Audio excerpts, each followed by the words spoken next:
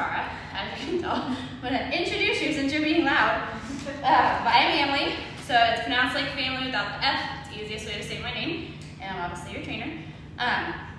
So for the next 6 weeks, you're probably going to forget my name. I'll forget your guys' names, but I'll know your dog.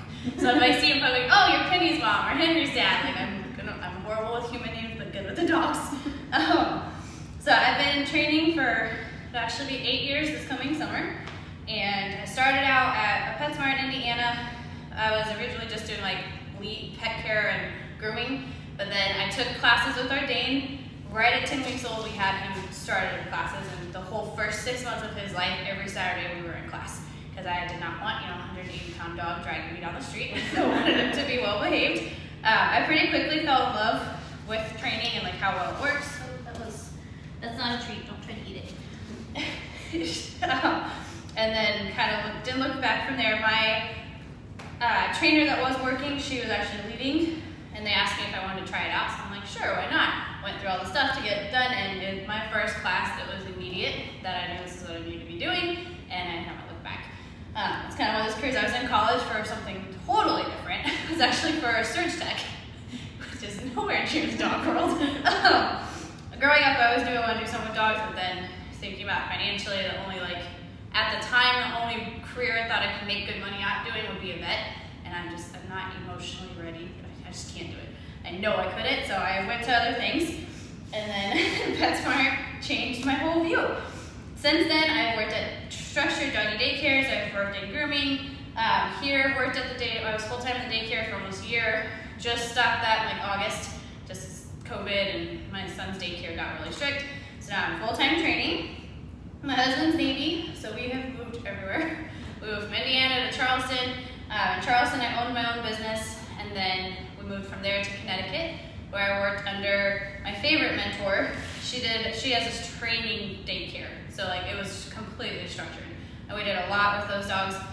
She taught me a lot about reactivity and aggression. Still not fully there for aggression. Any reactivity I can handle. Dog-to-dog aggression I can do, but I'm still not comfortable with the people aggression just yet. It's pretty intimidating. And then when I moved here, did daycare just for a little bit. I also work at the SPCA as well. I'm one of the trainers there. I'm there on Fridays and Sundays. Also, my Sundays are crazy. And then eventually I want to work with service dogs. So I want to become a service dog trainer. So that's my life goal, I guess. Slowly getting there. So I've focused a lot on basic obedience, the kind of easier things before getting to that. So I'm going to have you guys introduce yourselves. I also just only have one dog now.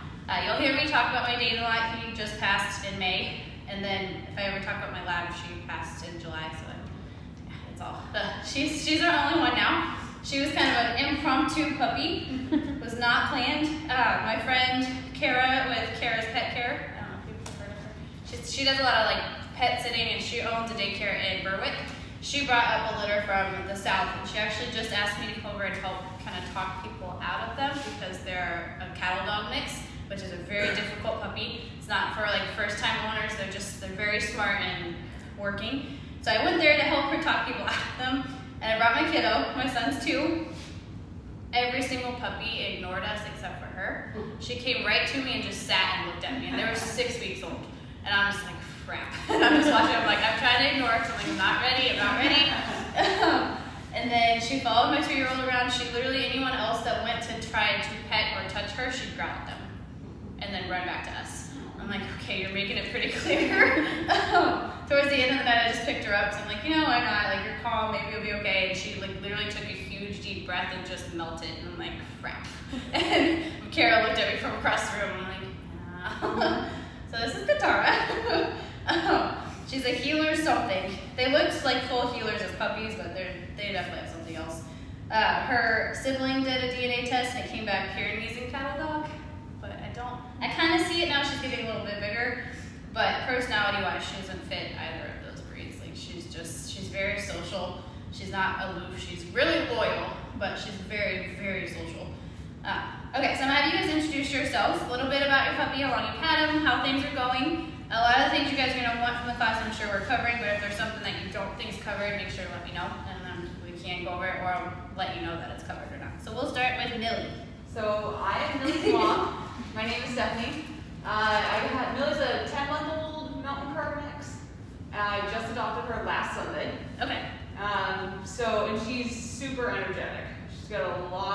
puppy energy and a lot of mountain cur energy. Right. But she's really smart. Like, she already knows sit. She's got the basic idea of down. Good, She knows good. paw. We've been working on sit stay. Okay.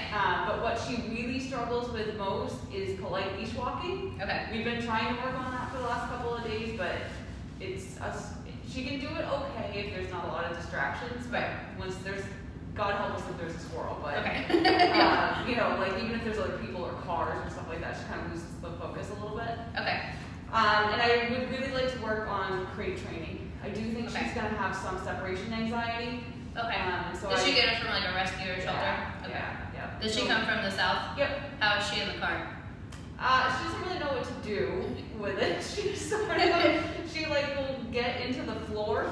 Okay. And she just sort of like stands on the floor and then will put her front feet on the seat and she sort of walks up and down from the seat to the floor the whole time she's in the Okay. car. Does she seem stressed? No, she Oh, just good. doesn't really know what to do with it. Don't be sassy. I hear you. Sorry, I didn't mean to interrupt you. She just started whining. But I think she's very smart. I think she's very motivated to learn. I think she Good. really wants a job. Like she just Right. looks like she wants you to give her something to do all the Okay. time. We'll definitely work with that. Mountain curs are fun.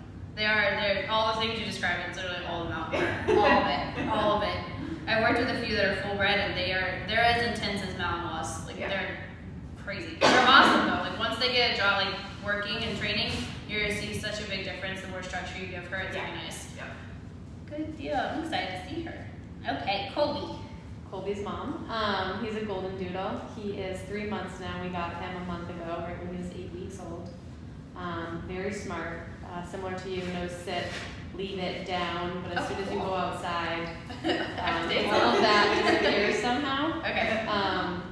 Biggest things that I would like to focus on are leash walking. So he as soon as we start leaving the house, he'll kind of just sit there and be like, I don't really want to go with you. Okay. But once we get him walking and once he understands that we're at a point where we're going to go back to the house, he'll be ahead of me on the leash. So making sure that we kind of train that, and then puppy biting.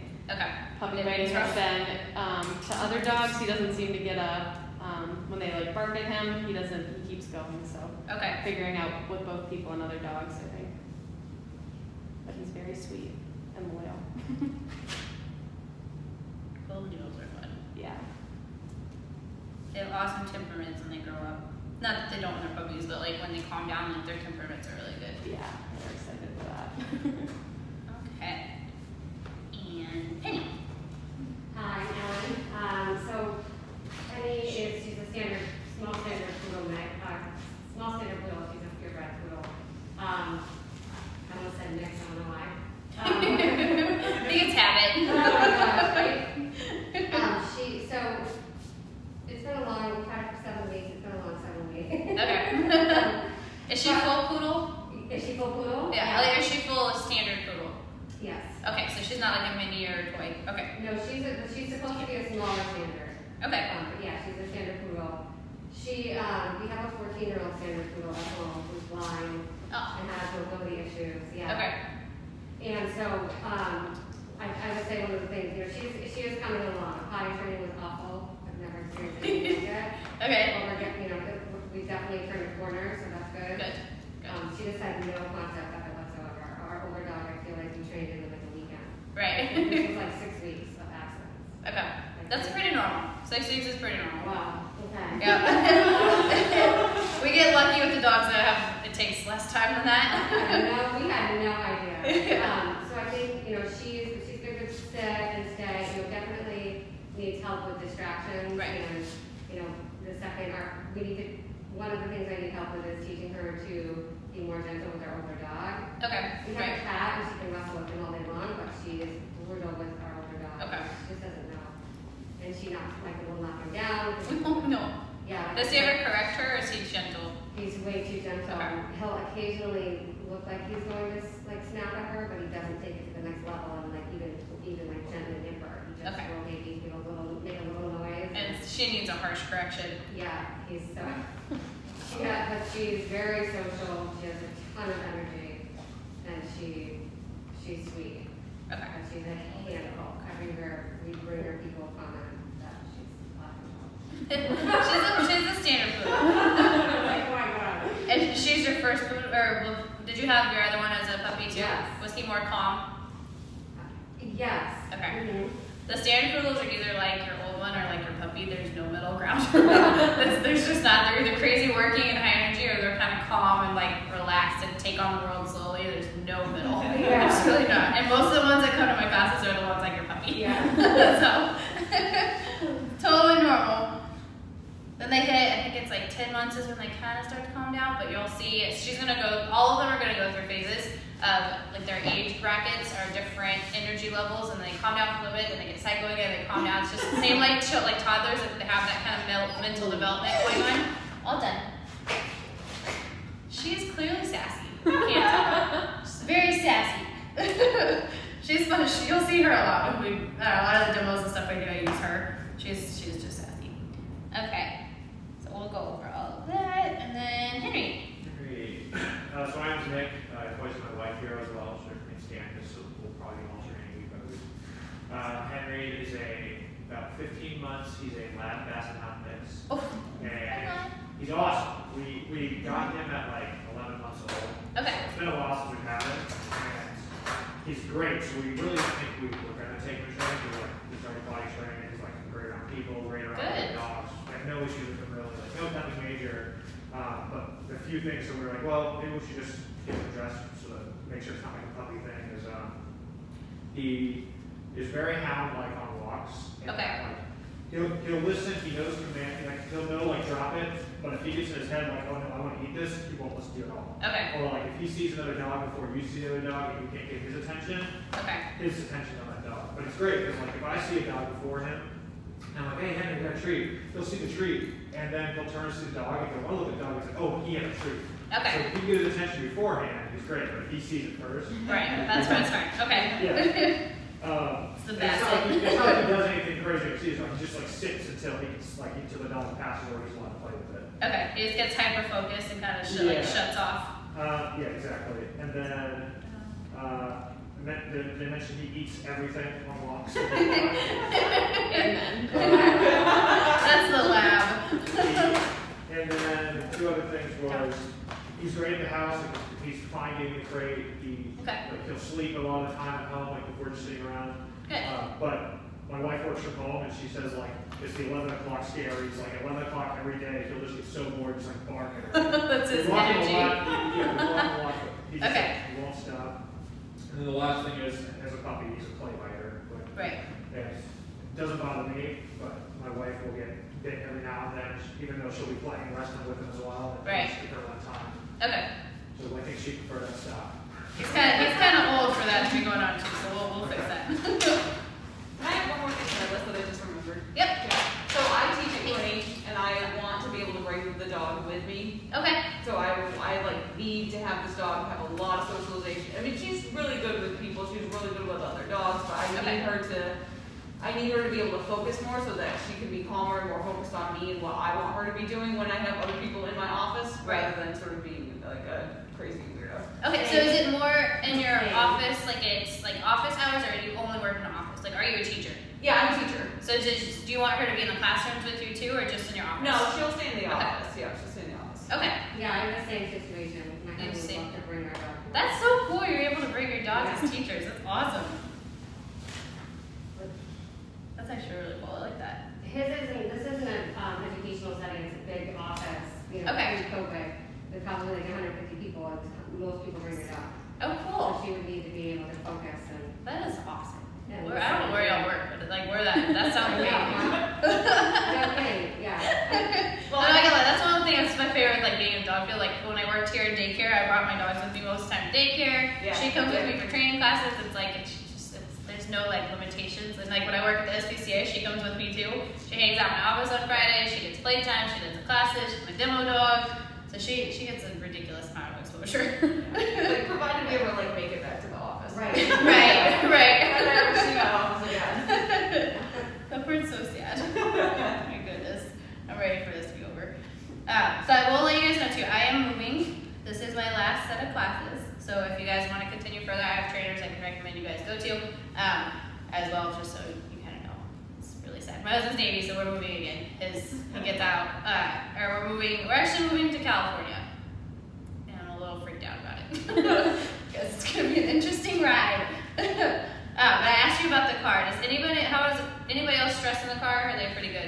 stresses? He's a lot better than when we first got him, but he always gets car sick in the car. And he loves it, so he hates going in it. Oh, Did he come from the south? Yeah. Okay, so I wanted to explain that because she still struggles with the car. The dogs that come up from the south, when they transport them, it's really traumatic. So they're generally in a van and they have crates topped on top of each other because they bring a lot of dogs up at once. Due to them having to be quarantined because all the parasites and stuff in the south, they cannot take them out. So they're literally in the crate the whole drive. So they pee and poop in the crate. They go and clean them, but they don't ever get out of the crate. So if there's dogs that are stressed, they tend to stress. So it creates kind of a traumatic experience for the car. So with that being said, how I have worked her with it, I use the snuffle mat a lot, and I have that on the car seat. I started her with the crate, but I think that made it worse. So I actually took away the crate, and she just is on a little seatbelt thing. But she does good when I put the snuffle mat, like this kind of stuff. I put really high value treats in it, so she uses that. Or the fill-in bones, I'll put frozen peanut butter in it, and she'll chew that. The other big thing is to feed her in the car, or him. It's a boy, right, Henry? Yeah. So his meals, feed him in the car. When it's not going anywhere, just get in there with him and hand feed him in the car. And that'll kind of start creating a positive association with the car. You might see it kind of changes. It doesn't have to stay in there for long. Literally just feed him and then bring him inside. But it'll kind of help with that a little bit. That's where she's at, and she's actually today jumped in the car. Like on her, she has never done. I always have to pick her up. I freaked out, like, oh my God, I threw a whole bunch of treats. Like, good job. It was so cute. She didn't fully make it, but I had to catch her. But I'm like, you did it! So she's getting there. But that's definitely something it's hard for them with their transports. All right, so let's see, where's my note thing? So I don't forget to go over stuff. First class, I tend to forget stuff. So there are a lot of this too, is a lot of information. Most of it is in the course curriculum that I sent out, but if you have questions, a lot of times I'll go over it throughout the class too. Okay, I don't have my notes, so we're going to wing it. I usually know what I'm doing. I just tend to forget at least like one thing every time. Okay, so there's a couple of rules. So it's fully positive or fear-free training, so no prong collars or choke collars. I'm okay with martingales. She uses a front clip harness, that's fine. And then no retractable leashes, so it has to be a regular 6 or 4. My personal favorite is 4 feet, just because it's easier to keep them close to you. They're not able to get really far. It works really well for heeling too. It teaches them to stay close, and they're not getting too much away from you. So hers is a 4 foot. 6 foots are fine too. I don't recommend the 8 foots. They're a little too much, too far. They get really far away from you, which is not what we want. We want them to learn to stay close. So other than that, it's pretty easy. So you're going to be using fighter treats. I recommend high value for class because there's all sorts of distractions. There are going to be lots of playtime. She has a mixture, like her high value is not as high as it is for other dogs. She's actually kind of like, she just doesn't matter what it is. She's a hound. She's a hound in that sense with food. I usually use like hot dogs and string cheese. That's generally my go-to for public. At home, you can easily do their kibble. That's totally fine. And then, or like lower value treats at home. Your treats need to match your environment. So the more stimulus in the environment, the higher value your treats need to be to get their focus and pair something good with listening to you when there's other things that are awesome going on around you. So that's why I use, generally string cheese is usually my go-to because it's cheap, it's easy. I have a toddler, we have it in the house 24/7. And it's a kind of lower value that dogs usually really like. And then I break them up into like kind of pull apart tiny little pieces, work really well. And help you throughout the class too. So your first homework this week is going to be to hand feed your puppies, both their meals, at least half of it. You can do a training session while you're feeding and using their food for it, or literally just put it in your hand and let them eat it. This does multiple things. The biggest one is it increases the bond that your dogs have with you. The whole reason why she's so focused on me, she just wants the cookies. Like she hasn't looked at you guys like ever. That's why. I do a lot with her food. Generally do a training session in the morning and in the evening, sometimes in the middle of the day if she seems like really amped up. And it all comes from us. So they learn something that good things come from you, basically. It also, by removing the bowl for the first little bit, will block them from feeling the need to resource guard. So a lot of dogs who have that problem, the first thing I tell people to do is to get rid of the bowl and hand feed because it takes away the need to control that resource because they learn it comes from you instead. So it kind of takes away that pressure, feeling the need to control, which a lot of dogs do. More structure, more boundaries is the best for puppies. Dogs in general, they do better with less freedom in a sounds barbaric because we're all about freedom, like as humans, like we don't want people telling us what to do.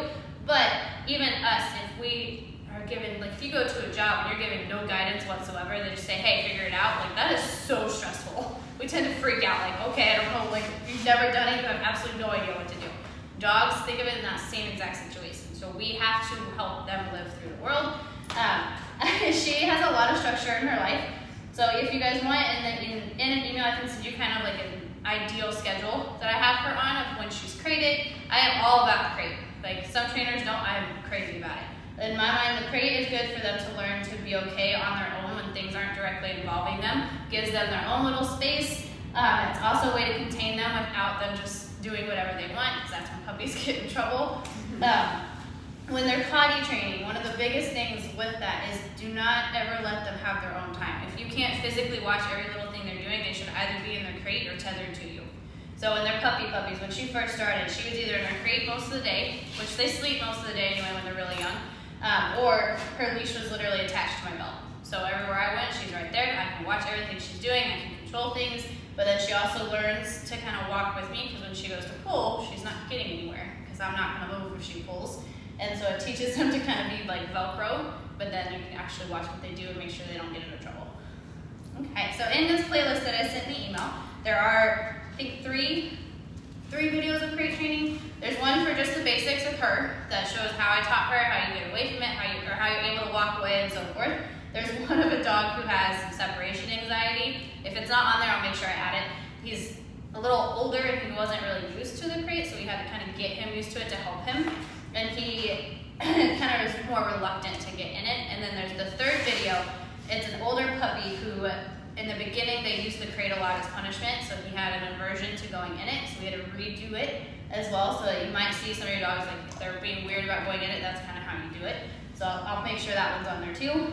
I make myself notes so I don't forget to make sure they're all crate videos on playlist. Okay, and then that playlist too will be there forever. So it'll never be taken down, so you'll always have the link to it. So in the future, if you need a refresh, you have the demos. My demos are just as thorough as I explain in person, and I do that on purpose because I am a very visual learner, and I need to have that kind of thing to go and look at, and I know most people learn like that. Yes, good girl. Okay, so with the training, obviously we're going to be using lots of treats. We're going to be using what's called a marker. It's classical conditioning, so those of you that are teachers, I'm sure you understand what that means. We're going to be using quite a bit of operant conditioning, counter conditioning, and classical. So it's just different ways to teach them and different ways you use your marker. The marker word is yes, or if you want to use clicker. If I notice some of your dogs are really having a hard time in class, we might do the clicker just because it's more of a distinct sound. She uses the clicker usually in public because it's just the word, it's talking to her is hard. She just doesn't focus as well. When you're using the word yes, it's not just yes. When you say to your dog, it needs to be yes. So it's just a little bit more emphasized to make it distinguished. What are you doing? Is there one under there that you missed? Yeah? Yes, good girl. She's silly. She definitely needs a bigger crate. I feel bad now. You look squished. You look squished. It's too funny. So your marker word is just to mark behaviors that you like. So your first homework along with the hand feeding is just to say yes and feed. You can do this while you hand feed. Hey. Okay, yeah, there was one underneath of it. Thought you were being destructive. You're being silly. But it just gets them used to when they hear that word, it means a treat follows. So they're going to want to hear that word because whatever they did, we're going to pair it to it. Right. A couple other rules I've realized to mention. I don't allow dogs to say hi on leash. So from here on out, don't let them. Keep them close to you, keep them focused. If you have to get out of the situation, go for it. Most dogs, if there are like two puppies meeting on leash, isn't a big deal. But like I would never let my puppy meet a big dog on leash or an adult. Dogs are very spatial communicative. So and that means like when they get close to each other, they're adding a lot of spatial pressure and tension. When they relieve it is when they walk away. When they're on leash, they know they don't have as much to communicate with, so it's already, there's tension there as it is. I've worked in doggy daycare. I'm obviously a trainer. I've done a lot of dog intros for like rescue dogs and shelters, and it's the worst fights I've seen are on leash. Off leash, that's generally like 3 seconds and they're done. They walk away because they can walk away. When they're on leash, they can't. They also know we're at the end of it, and that doesn't mean that dogs protect us or become territorial. That's actually really, really rare. Most of the time, they're just communicating for more than one thing. So they're trying to say, hey, you need to understand that there's somebody else here. Plus, they feel our anxiety and stuff like that as well, and our tension. So if you're even a little bit tense, if your dog's meeting another dog on a leash, that's going to add into it, and it might erupt pretty fast. So we want to avoid that. I also want to teach them that you're the focal point when they're on leash, not the rest of the world. So same with other people, which towards the end, I'm going to show you how I let her greet people. I'm going to let her greet you.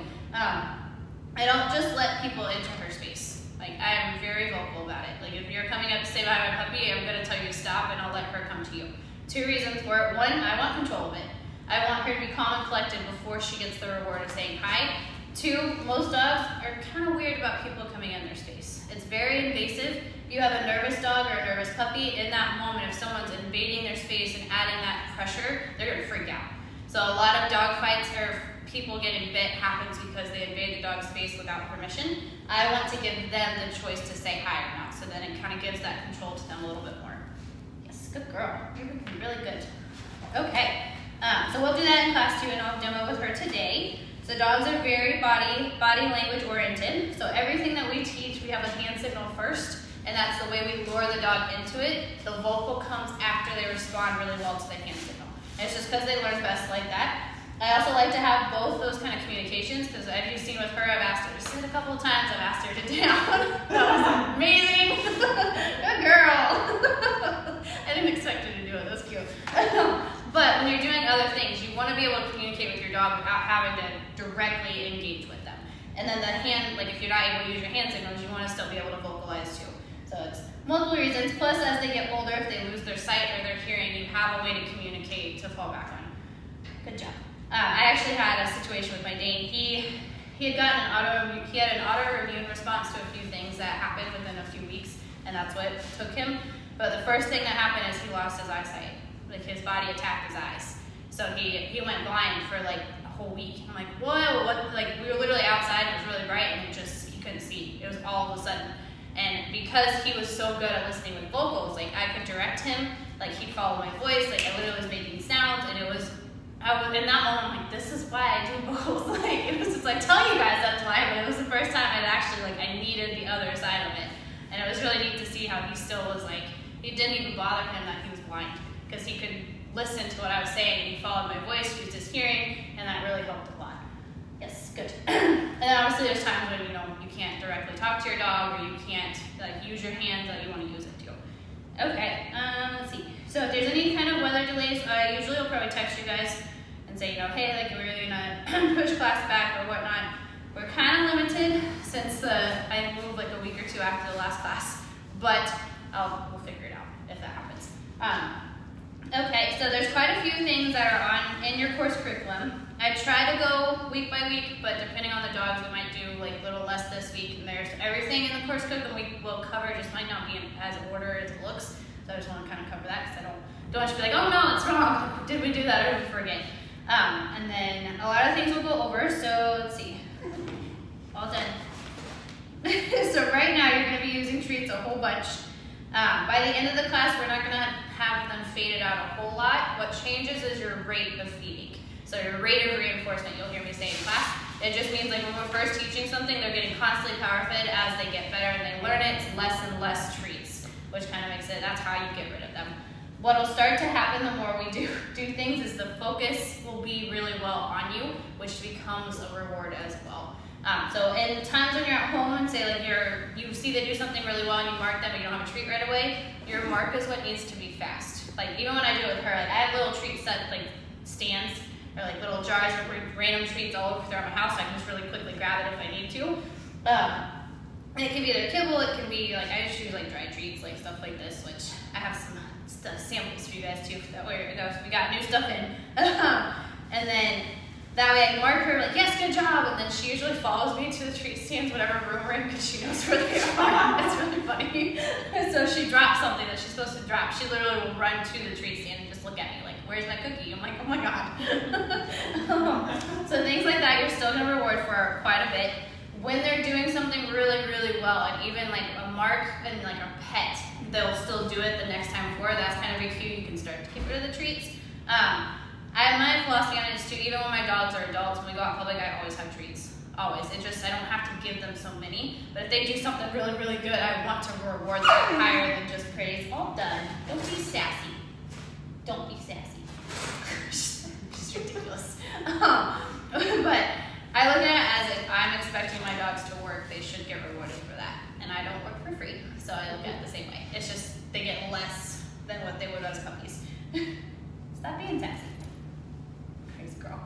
So she has a lot of working bloodlines in her, so that's why she gets, when she's ready to work, she's like, let's go. And she pushes me to do more fast, and a lot of them are going to be like that, especially your puppy. The poodle, the same thing. So a lot of the dogs, the doodle maybe, but they're not that like crazy work. It just depends on him. He's more like, just love me, please. Give me pets. Henry's probably going to be the same way with the bloodhound in him for sure. He's going to be very like, we're going to have to excel quickly. Otherwise, to block them from getting too bored. Because when they get bored, when they get frustrated, and the bad behavior starting, like the moving, the barking, this, and whatnot. So all those things happen because we're not excelling their brain fast enough. Okay, let's see. What else am I thinking? I did over the leash. I did over the stuff I don't like. One over treats. Oh no, I'm forgetting something. All done. Don't be sassy. That was ridiculous. Yes, it was. I almost wonder. I feel like sometimes she has shepherd in her. Just the way she looks at me. Sometimes I'm like, I see it. I see the shepherd. All right, so I'm actually gonna go ahead and get her out. There's gonna be a certain, like I think they're all. How old was yours? Is only like little, right? Yeah, he's 3 months. Okay, and then the poodle is how old? She's 3.5 months old. Okay, so your two are gonna be able to do the whole class pretty well, excelling with no like. They're not gonna need a whole lot of breaks. Your two are really young. So we're not going to expect a whole lot from them. We're going to do really small sessions, give them kind of like a chill break, and then go back into it so they don't get overwhelmed. The rooms too, we have like the daycare yard, so if you think they need to go potty, it's totally fine. Just let me know and just walk out. And then in moments when we think that they're getting frustrated, or they stop taking treats, or they just, that means they need a break. You'll see her shake off a little bit. That's a big body language cue. If you notice that your dogs shake when they're not cold or wet, it usually means that whatever they just went through was a lot. So think of it as like when you get stuff tense, you tend to do this with your shoulders, and you don't even realize you do it, you're really tight. But when you take that huge deep breath and kind of roll your shoulders back, it just settles you and resets you to like your normal stance. The dog's shake off is what that is. It can happen when dogs play. It can be from any kind of emotion that makes them like it was hard or crazy to go through.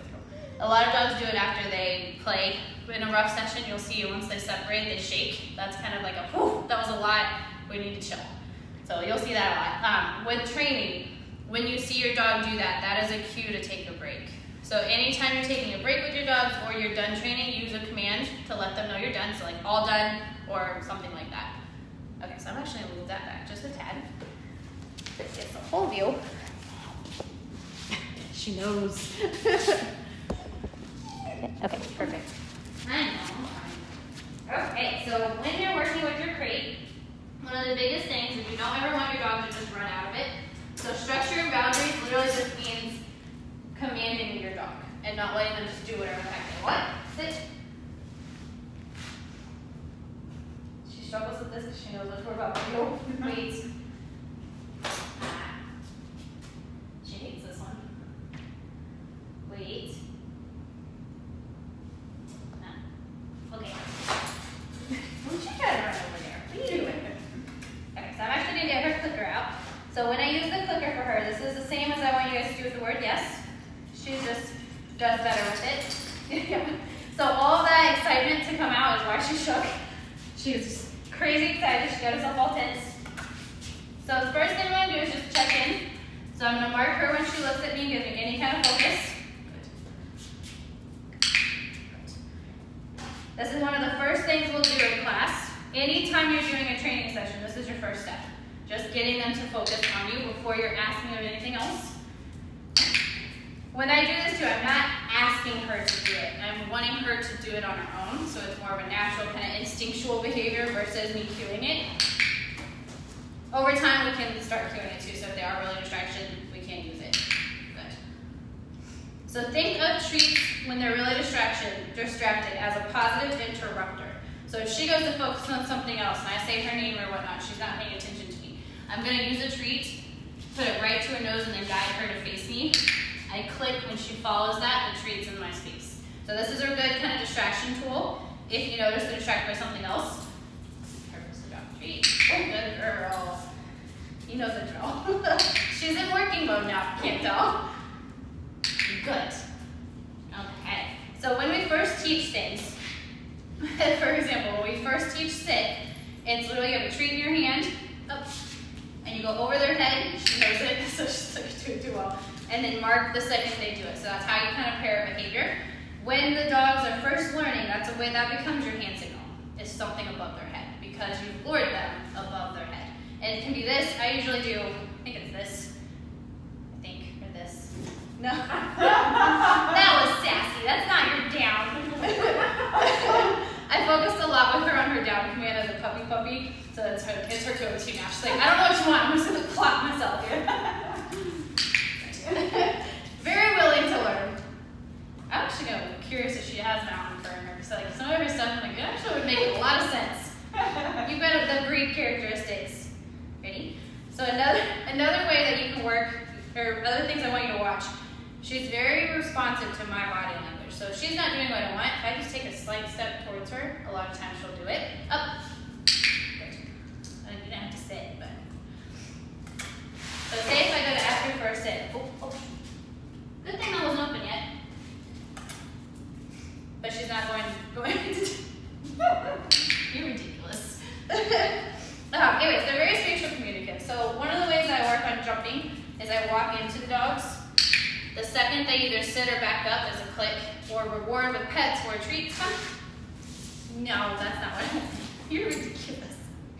Yeah? But there's ways in class you're going to see me help you with that. But they're very intuitive to our body. So she's trying to figure out what they're doing. She's like, what do you want? I'm going to do everything that I know. You're ridiculous. One of the big things when you're working with them too, pay attention to the tension on the leash. Because when this is tight, that's cueing something. Like that's adding some tension to the being loose. Really? Come here. No. Sassy pants. Goodness. Okay, so when we do sit, so your homework this week is really just to work on their name. She knows hers pretty well. So you're first going to say it one time. You never want to have to repeat a command, ever. So if they're not responding to it right away, we'll do other things to get their attention, so hints. I do a lot of counting when I'm working with the dog as well. All done. No. Now you're being sassy. Come. Silly girl. So when I'm working with her name, purposely you're a distractor. Tara. Good. I'll say it one time. I mark the second she has any attention towards it. It can be an ear flick. It can be they fully turn and look at you. The treats when they fully come to you. So if she's not paying, like she's looking away. Tara. Good.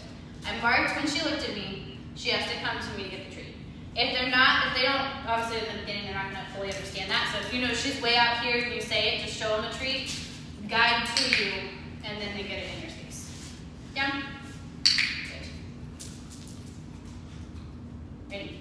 Sit. No. That was not what I want. Yes. Good. Down. Good. Stand. You're dramatic. Okay. We're going to move the camera one time. Ooh.